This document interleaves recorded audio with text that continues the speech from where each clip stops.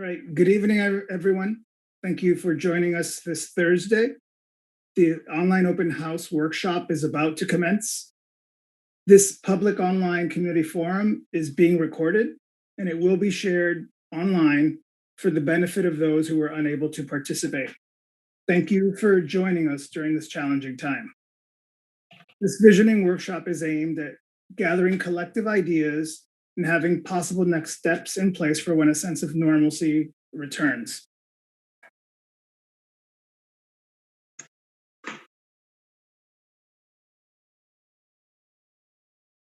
Welcome to the first of 3 visioning workshops for the Wakefield Vision 2030 process.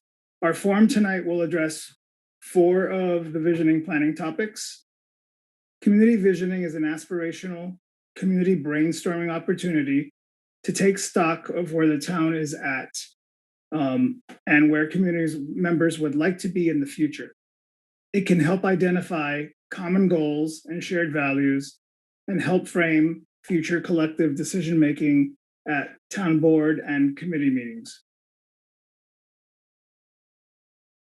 I'm having a problem with my slides. Involved in the process are the town administrator's office, various town staff, the Vision 2030 committee, the MAPC consultants, and participating community members like yourself. This online visioning workshop comes in 2 parts. This real-time Zoom meeting event for those of you who are currently logged on, as well as a part 2 online open house survey that will be live for 3 weeks from March 4th until March 26th. The 3-week survey is another opportunity for community participation and input at the convenience of Wakefield community members. The town is contracted with the MAPC Regional Planning Agency as the consultants to lead the process to obtain community input. I am Carlos Montañez, the project manager for the Wakefield Vision 2030 process. I'm also joined tonight by Christian Brandt from our MAPC consultant team. Joining us this Thursday evening is the town administrator, Stephen Mayo, the community and economic development director, Erin Kakinda, the content and communications director, Jen McDonald, as well as various advisory committee members. I will now turn it over to Councillor Jonathan Chines, who is on the project team, as well as the committee, for a few opening remarks. Well, thank you very much, Carlos, and good evening to everyone who's joining us tonight, both here on Zoom, as well as on WCAT and Facebook Live. You know, as Carlos mentioned, this is the first of 3 public forums for Vision 2030, and we're really excited to kick this process off.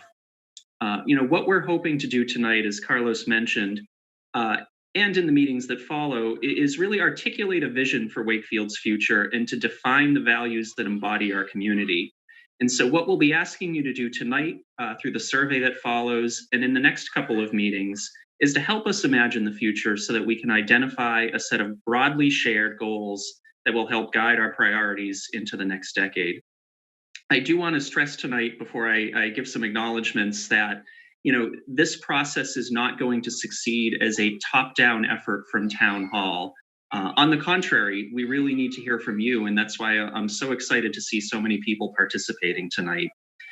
I ask you tonight, as you participate and as we get into our breakout groups, to please make sure your voice is heard, share your opinion, don't be afraid to challenge the status quo, and please make sure that your neighbors on the Zoom meeting can also share their opinion. This process will only succeed if we've got as many voices involved as possible. Before we do get started, I do want to acknowledge a number of folks. First, as Carlos mentioned, we've been incredibly lucky to have the support of the Metropolitan Area Planning Council in this process. Both Christian Brandt, Carlos Montañez, and Mark Rassicott have really helped us kick this off and have done an enormous amount of legwork to make tonight's event happen. So thank you in particular, Christian and Carlos, for all of your great work for this evening. As Carlos mentioned as well, various folks at Town Hall have also spent a lot of time putting this together. Erin Kakinda, our Community and Economic Development Director, Jen McDonald, our Communications Director, and Steve Mayo, our Town Administrator. Thank you for everything you've done as well. We also do have with us tonight members of our Vision 2030 advisory group. So this is a group that was appointed by the town council to really help shepherd this process forward. And to date, these individuals have done a lot of work helping to define the questions we're going to ask tonight and then the survey that will be released after tonight's meeting, and really just helping to shape the format of how we're going to collect all of our residents' feedback over the course of the next couple of months. And so you see the names listed on the slide there. I won't read every one, but I do want to really acknowledge the tremendous work and effort that they've put in, particularly for the individuals tonight who will be helping to facilitate and take notes during our breakout sessions. I do want to acknowledge as well Wakefield Community Access Television, who, as they do so often during this time of the pandemic, is filming tonight's meeting and making sure it's accessible to individuals who aren't able to log into tonight's Zoom meeting. So thank you to Ryan Boyd, Ian McDermott, Barbara Lorley, and all of the staff and volunteers at CAT. And finally, again, I want to thank all of you for joining us. We're up to about 90 participants in tonight's Zoom. And again, you know, it's your voice that we need to hear to make this process successful. So please be candid, please share opinion. For those of you who are watching this on CAT or on Facebook Live, if you want to join in the conversation, please don't hesitate to hop on Zoom or make sure you fill out that survey afterwards. And we'd be really, really excited to hear your opinion. So with that, Carlos, let me turn it back to you to get us started. All right, thank you for those opening remarks. And I think right now we're going to do a poll, right, Christian? Before we get with the rest of the content of the presentation. Yes, we are. So Aaron is going to launch a poll. You should see a box show up on your screen. It's just some simple information that will help us understand how to refine our outreach. So you don't have to respond to it if you don't want to, but it is just really helpful for us to know so that we can make sure that we have a good reach within the community.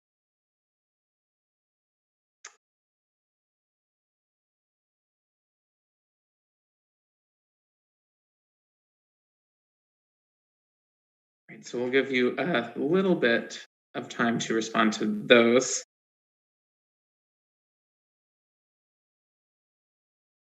About half that have filled it out. No more.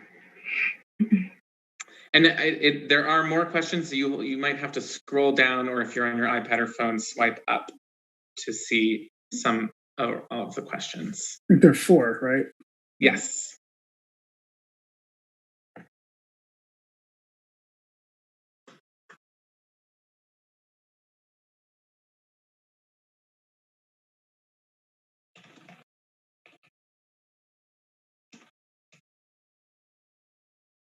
Looks like it's 65, slowing down a little. Great. So why don't we give it a few more seconds, and then we can all good.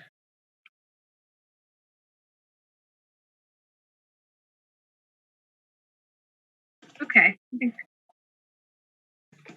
Great.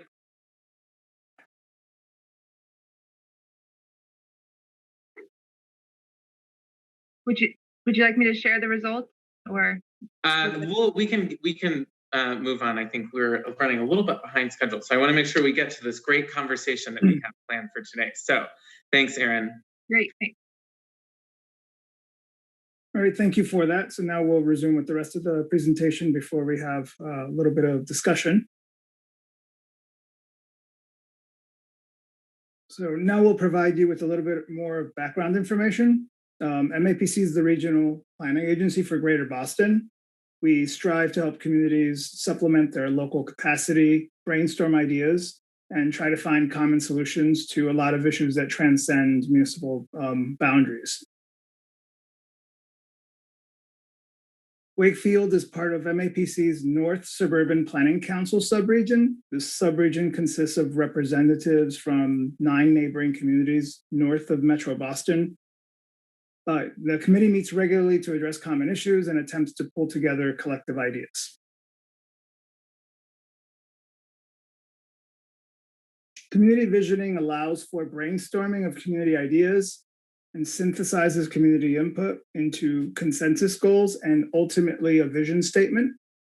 Those goals and the vision statement can be used to help community members reflect on priorities and make decisions together that are grounded in some form of common understanding.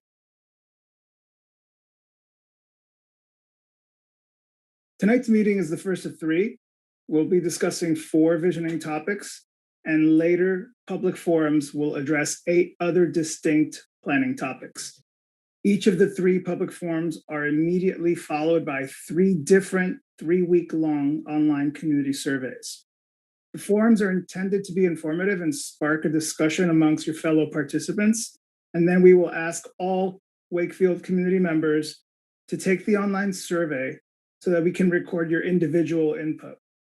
We will use your responses to help identify consensus goals, ideas, and help craft a vision for the plan report. Tonight is part 1 of the open house. We will start with a few general informative slides before we spend the rest of the evening addressing each of the 4 topics in the following meeting format. We will have a very brief informational slides on each topic and then immediately break out into smaller groups for about 20 to 25 minutes for small group discussion. After we have covered all 4 of tonight's topics, we will conclude for brief closing remarks from our municipal project team. Then we will kindly ask you to take the online survey during the next 3 weeks. Also, please share this, the link on the screen with your family, friends, and neighbors.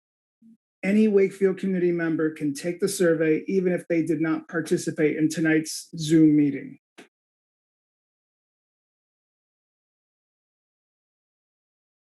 This map highlights Wakefield's business districts, neighborhoods, and open spaces. In the center is Wakefield's downtown area between its 2 prominent lakes. The areas in red are the retail business areas. The areas in purple are zoned for industrial commercial uses, and the areas in green show the open spaces. You can also see the 2 commuter rail locations identified with the small T icon.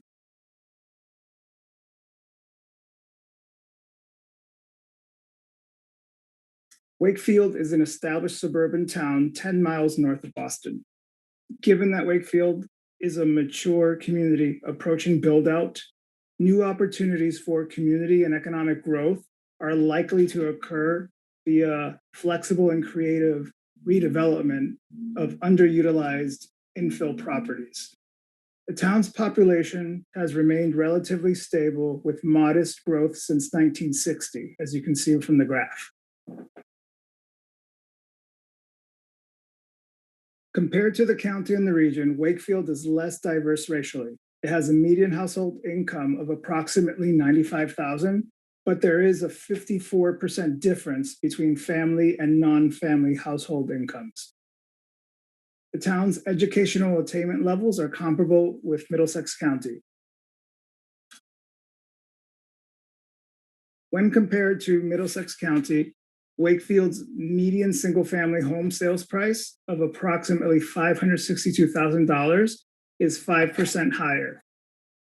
However, its median condo sales price is $441,000, is 9% lower than the county.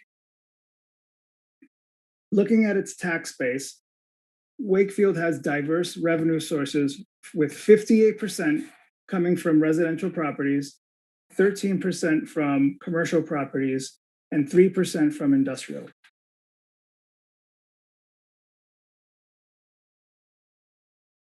Lastly, regarding transportation, Wakefield has 4% higher work commute times compared to the state average.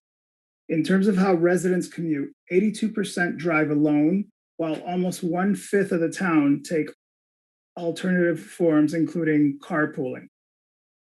8% take public transportation, and 2% walk to work. Lastly, when it comes to different options for getting around, we should consider the mobility needs and challenges of residents with accessibility challenges. Approximately 5% of residents have ambulatory difficulty, and another 5% have difficulty living independently.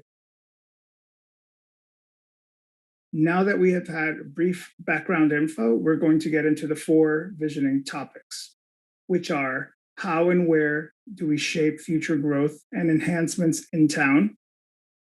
How do we consider housing options and for residential areas in town? How to better move around town and transportation? And lastly, ideas for improving the town's open spaces. Sorry, I hit the wrong one.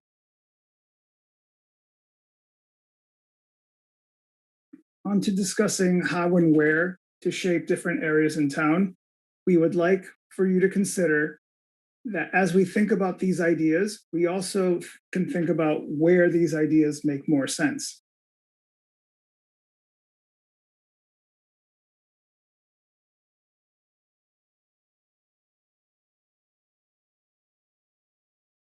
Considering Wakefield's business zoning districts that are shown in red on the map, what are some ideas for supporting and growing businesses within them? How do we ensure that desired uses that can bring jobs, services, and shopping opportunities are allowed by local zoning regulations? Is the town's review process for opening and operating a business clear and straightforward?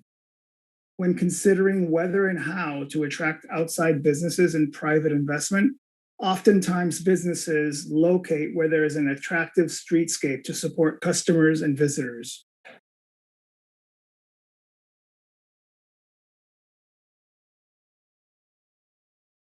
Regarding where and how to grow businesses in the areas in purple that are zoned for industrial uses, we could consider how to allow and attract jobs and services that can also help expand the town's tax base. Some of the map areas in purple are solidly commercial industrial, while some have started to change or have the potential for other redevelopment opportunities and potentially revise zoning to make that potential growth more straightforward. This is an example of something that we could discuss in the small group discussions, for example. Here we have some of the top industries in town that provide most locally based jobs in Wakefield. There are a total of 15,712 people who work in Wakefield. The top 3 sectors listed employ half of the workers in town. It is worth noting that when the town decides to review its local regulations on businesses and development, it should also consider how those regulations might be impacting established businesses in town, as well as ones it might want to attract.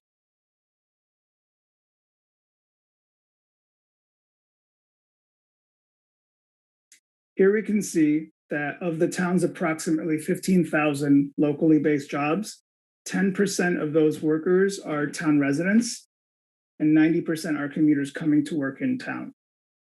16% of workers coming into town are from Boston, Lynn, Peabody, and Stoneham. Wakefield has been working on public investment of its streetscapes in the public realm for the safety and enjoyment of its residents. The Envision Wakefield initiative can improve pedestrian safety while also making areas more attractive for businesses.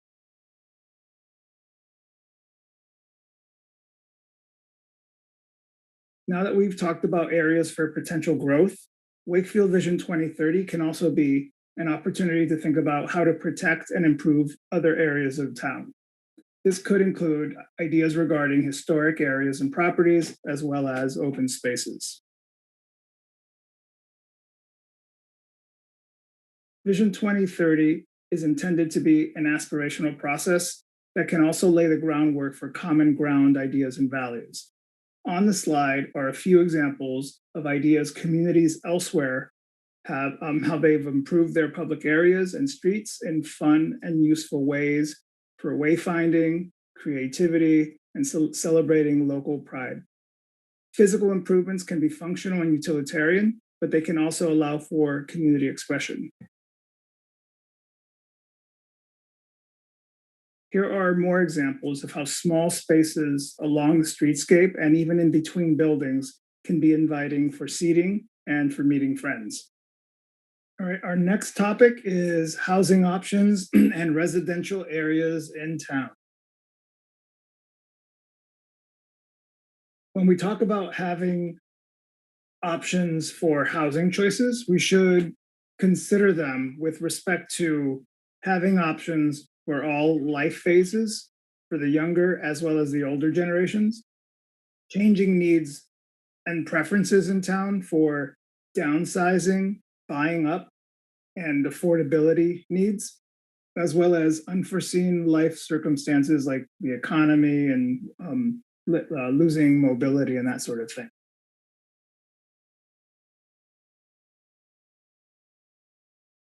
The town's housing production plan provides some key highlights on this topic. Very little housing production and less housing diversity, together with changing needs of an aging population, is resulting in fewer affordable options to age in place with low maintenance properties.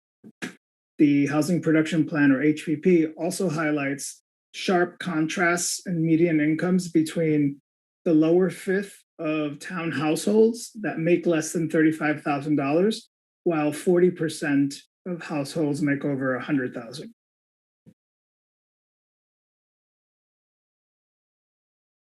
Traditionally, Wakefield attracted first-time homebuyers and young families, but rising prices are making that challenging.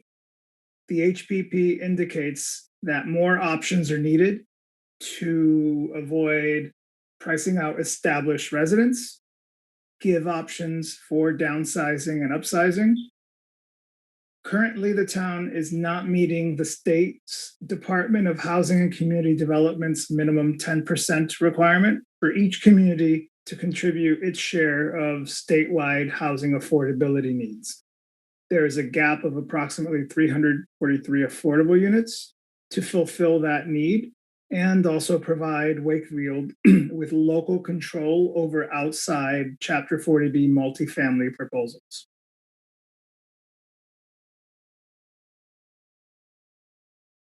The map highlights in light blue the areas that are zoned for general residences. In other words, not solely single-family homes. As we consider where to accommodate housing options, these are areas that could be considered for providing flexibility with vertical infill redevelopment on underutilized properties. Similarly, the areas in red are the retail business districts that could not only accommodate business uses, but potentially also upper story residential options.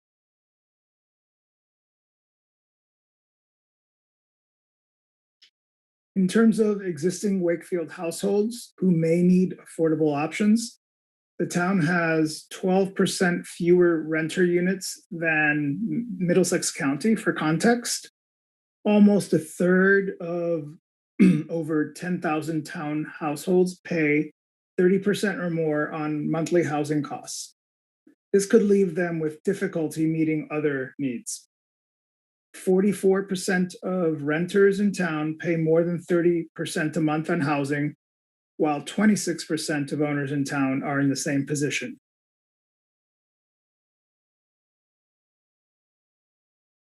In order for Wakefield to address that 343 unit gap, it would need to produce a minimum of 52 units a year to demonstrate to the progress to the state for that requirement, and also gain local control over outside multifamily proposals. As an example of what a qualifying income would be for an affordable home, at the 80% of area median income, or AMI, a single person household qualifies up to $67,500, while a four-person household qualifies at approximately $96,000.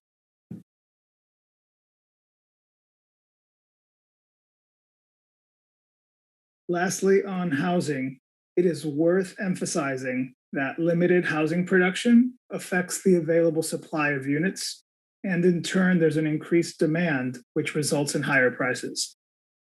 Wakefield is almost 2/3 single-family homes, has fewer multifamily options, and its single-family prices are 5% higher than Middlesex County. Our next topic is transportation, mobility options, and getting around town. Wakefield is fortunate to have 2 commuter rail stations in town and a third one within very close proximity in Melrose. It also has 2 MBTA bus routes with connecting service to the MBTA Orange Line. However, its existing bike infrastructure does need consideration for improvements.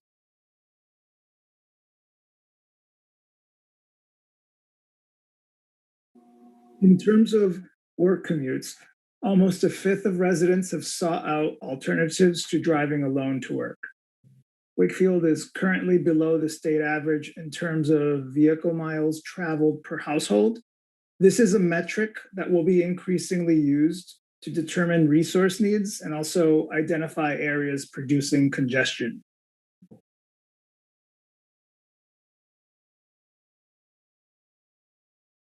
The town is currently working on improving its rail trail. Construction for an almost 2-mile section that starts at Galvin Middle School is expected to start in 2024. This will be a great resource for recreation as well as mobility in town.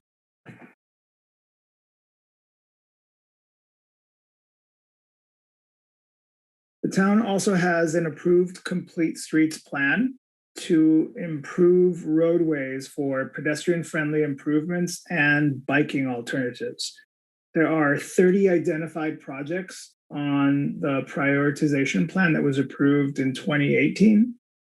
And this approved complete streets plan makes the town eligible to apply for funding to make some of these projects possible. So you can see a lot of the projects are intended to accommodate roadway users of all ages and abilities, and also create a network that encourages biking and walking in town.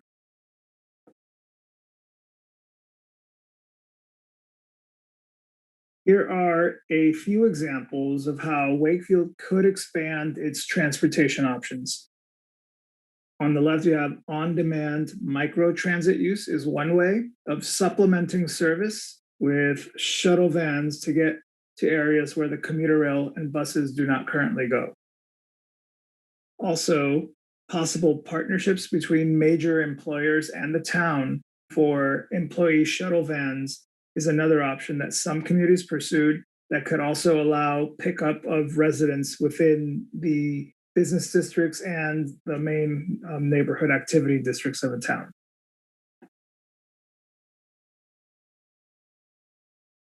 So, as you know, in terms of recreational options, Wakefield has 4 very significant open spaces. You have Lake Quanapawit, it's 247 acres. It's recreational and a very popular walking path. I was just mentioning in the breakout group that I read a document that there are 24,000 daily visitors. Sounds high to me, but I'll have to check the source again, but it was a transportation study. Reedy Meadow, 30 acres. It's a historic, there were historic sawmills, and it's a wetland habitat for migratory birds. Crystal Lake, as you know, it's a beautiful amenity, but it's also a protected water supply source in town, 78 acres. And lastly, there's a portion of Breakheart Reservation in town, 27 acres, and it's a great state park public recreation area with scenic hilltop views. So those are like 4 great open spaces, and someone in a prior breakout group had described Lake Quanapawit as like a gem, and lots of people indicated to me that they've moved to Wakefield for the lake or to be close to the lake. So very interesting.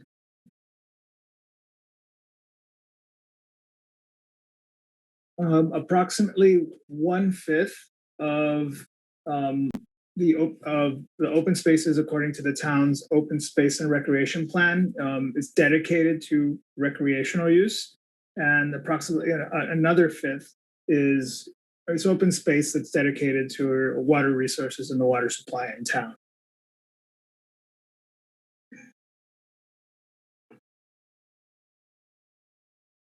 The town is currently working on a plan to create a bike network in order to connect to different parts of town and also get to surrounding communities.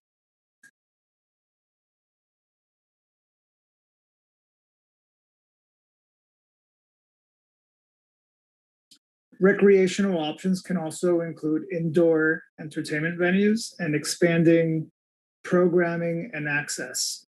The town's art corridor plan identifies 4 venues with potential for more civic and community events centered around arts and culture.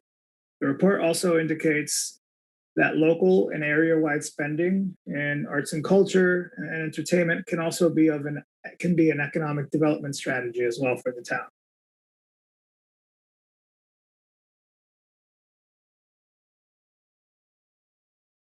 The following are some photo examples of recreational ideas that you could give us your feedback on in the discussion group, as well as on the online survey.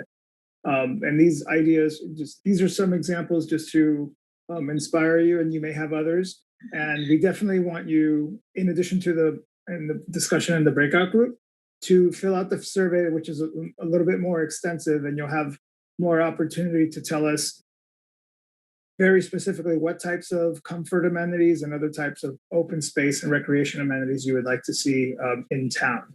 But right here, we see dog parks, educational and interpretive signage, interactive sculpture where you get benches that meet kind of like public art or sculpture, and large format public art and sculptures for placemaking activities.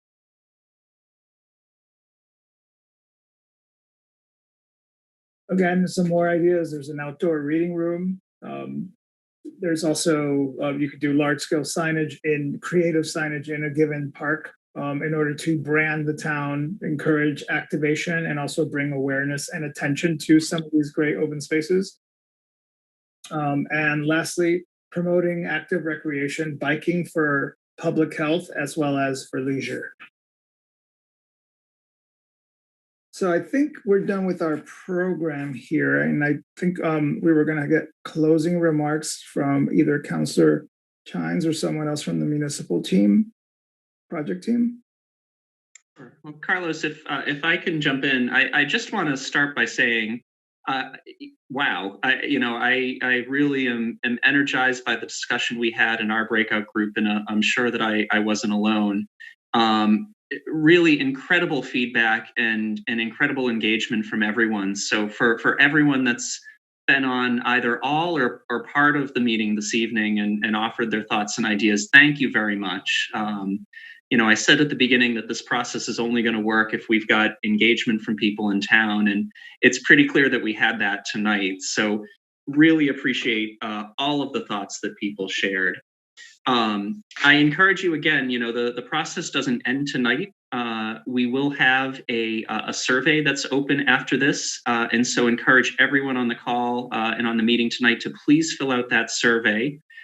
Tell your friends and neighbors too as well. We want to make sure that anyone who didn't have an opportunity to be here tonight does still share their thoughts and share their feedback.